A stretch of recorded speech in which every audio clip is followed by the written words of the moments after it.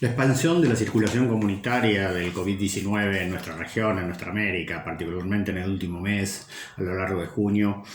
ha abierto una profunda crisis sanitaria, rasgos incluso de catástrofe en muchos de nuestros países. El ejemplo más dramático seguramente es Brasil, con más de 60.000 fallecidos y ocupando el segundo lugar, tanto en fallecidos como en contagiados a nivel mundial.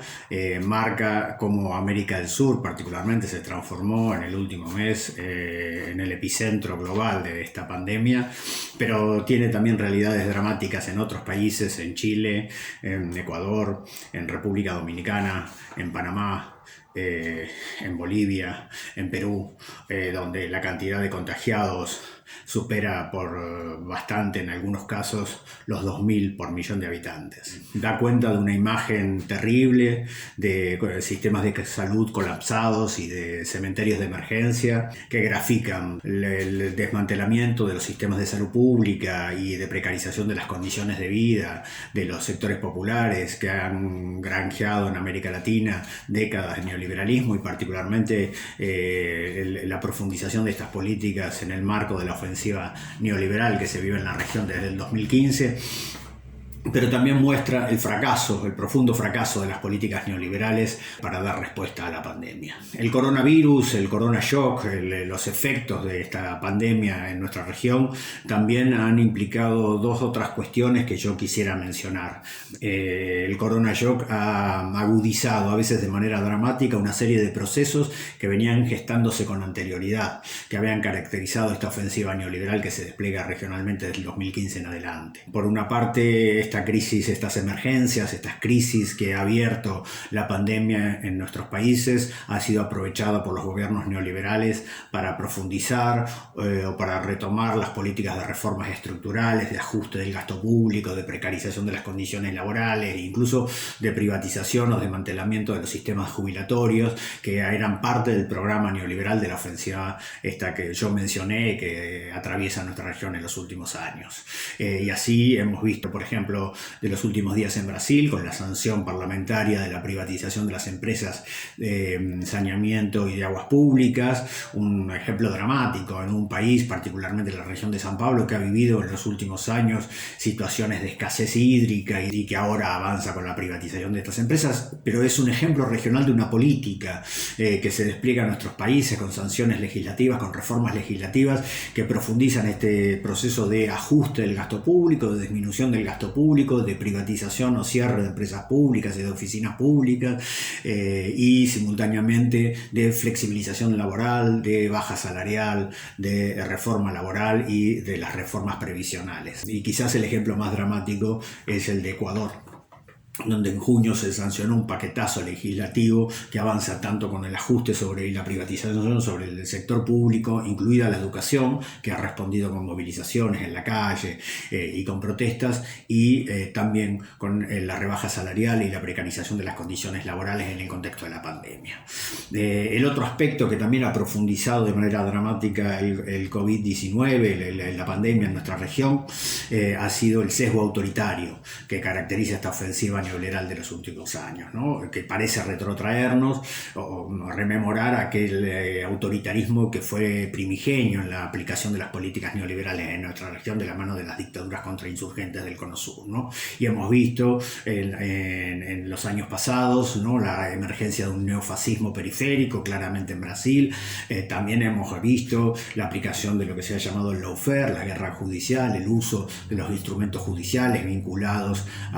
y articulados con los medios de comunicación, con campañas sobre la opinión pública y con sectores del aparato del Estado, ¿no?, de los gobiernos,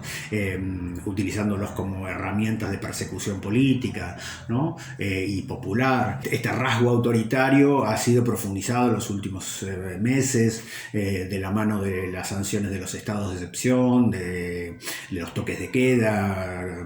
sin acompañamiento de políticas públicas en el terreno de la salud y de lo social, por ejemplo en Centroamérica,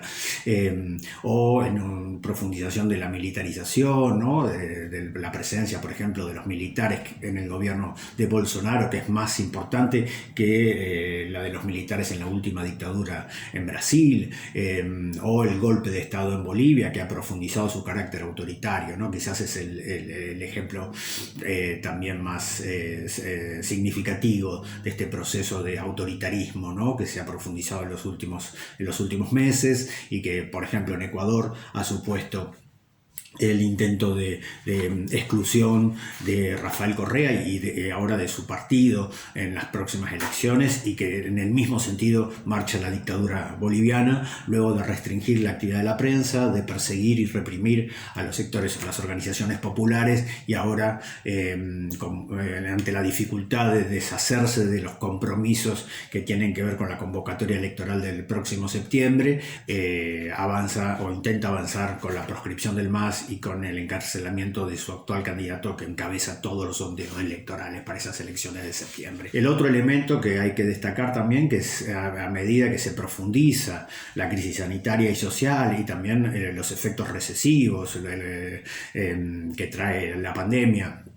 y las políticas públicas en relación a eso, avanza este crack económico en la región, y fundamentalmente cómo golpea también a los sectores populares, ¿no? Y entonces se intensifica las disputas sociales en relación con el tratamiento de la actual situación de la crisis y en relación a las alternativas, ¿no? Hemos visto también a nivel regional cómo se han intensificado la presión del poder económico con declaraciones, incluso con interpelaciones a la movilización, a la organización de fracciones de la sociedad en términos activos, ocupando las calles, en Brasil, en la Argentina, en Bolivia, en otras partes de América Latina, ¿no? Defendiendo la libertad del capital para someter a toda la sociedad. Y por otro lado hemos visto también en el último mes particularmente una revitalización de las luchas sociales en la región, que habían sido de alguna manera bloqueadas por la pandemia y por las lógicas de la cuarentena. Han reaparecido en esta lógica de ocupación de la calle,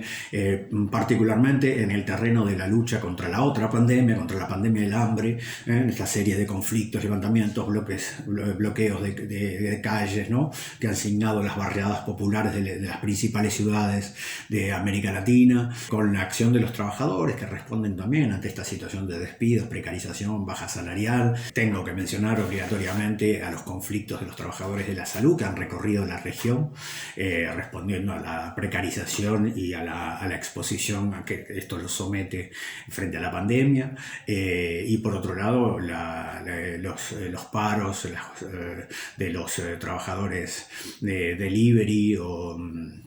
de reparto, fundamentalmente vinculados a estas aplicaciones que han tenido varios hechos a nivel de diferentes países de la región, y también en este contexto uno no puede dejar de mencionar al movimiento de mujeres, a los feminismos que se han manifestado contra la profundización de la doble explotación vinculada ahora al trabajo doméstico, recargado en estas condiciones de cuarentena y de pandemia, y al crecimiento de la violencia doméstica, a los feminicidios, claramente. Quizás el país que condensa estas contradicciones y estas tensiones de una manera más significativa es Brasil, ¿no? Donde estas disputas aparecen incluso expresándose en el terreno institucional, como crisis institucional, como crisis política, entre diferentes poderes del Estado, el presidente versus el Parlamento, el presidente versus la justicia, y expresan la dinámica que ha tenido esta confrontación entre estos tres bloques, digamos, entre el bloque, la alianza entre el ala fascista, neofascista de Bolsonaro y el ala militar, que es la que comanda el poder ejecutivo, el ala liberal, la ala liberal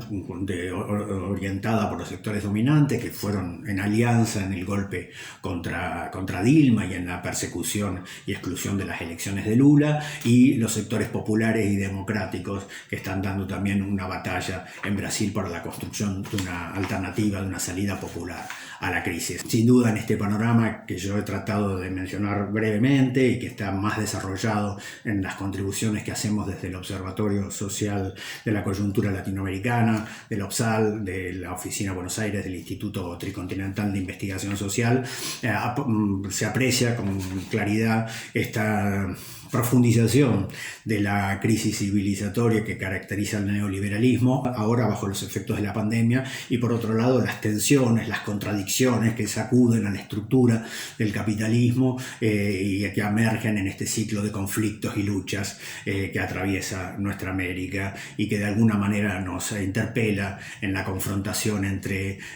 la afirmación catastrófica del imperio neoliberal y la necesidad de la construcción de alternativas.